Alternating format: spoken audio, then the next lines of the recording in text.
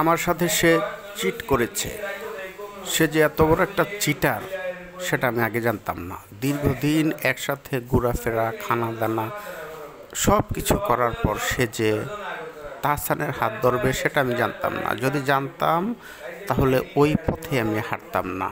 ও একটা বেঈমান। ও যেখানেই থাকুক, সুখে থাকুক বা দুঃখে থাকুক, সুখেরই আশা করি, কিন্তু সে একটা বেঈমান। ভবিষ্যতে সে ফল পাবে, এটা আপনারা সবাই দেখবেন। এই আনন্দ থাকবে না। তাকে আমি চিনি, সে অত্যন্ত লোভী, একটা মেয়ে। এ ধরনের লোভী মেয়ের ভাগ্যে কী ঘটবে আমি জানি না। সেও মিথিলার মতোই। দুটা চরিত্র, মানুষ ভিন্ন হলেও চরিত্র দুটা এক।